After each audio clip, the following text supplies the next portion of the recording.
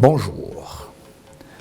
À l'instar de la nouvelle qui a récemment défrayé la chronique, nouvelle faisant état de l'exclusion de 2 élèves au lycée Ouloumi à Libreville, le phénomène de violence en milieu scolaire constitue un fait récurrent ces temps derniers dans les établissements où il n'est plus rare d'apprendre qu'un élève a blessé grièvement ou même envoyé un autre de vie à trépas quand il n'est pas retrouvé sur lui une arme, quelle qu'en soit la nature. Ceci, en n'en point douter, participe de l'instauration d'un climat délétère dans des espaces où la quiétude doit être de mise. Il va donc à ceux qui, comme les autorités politiques et administratives, les responsables d'établissements, les spécialistes des sciences humaines, les médias qui devaient y consacrer des émissions, les forces de l'ordre pour qui siffler les transporteurs passe pour un hobby, et les parents, falloir y apporter au plus vite solution, se pencher sur la question. Il est une évidence que l'éducation de l'enfant commence par la maison. Or,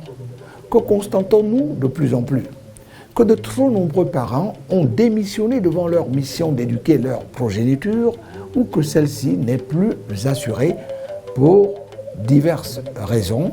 allant de l'irresponsabilité notoire à l'observation d'une vie monoparentale.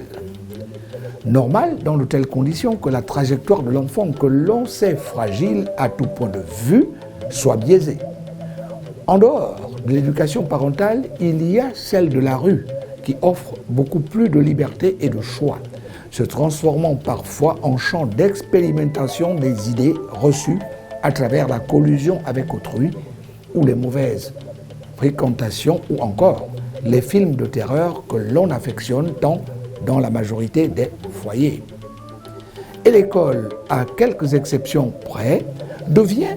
une claire reproduction de la rue, constituant même un lieu privilégié de la débauche qui sert, plutôt que de venir y acquérir la connaissance, pour de nombreux apprenants, à venir reproduire les scènes obscènes que leur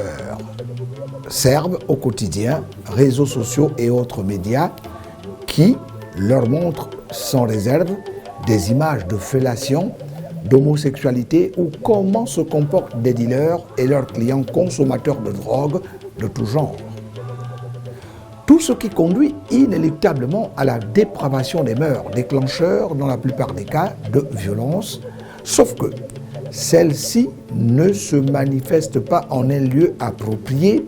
encore qu'il faut s'interroger dans la société du XXIe siècle, pressé de se pacifier s'il y en a.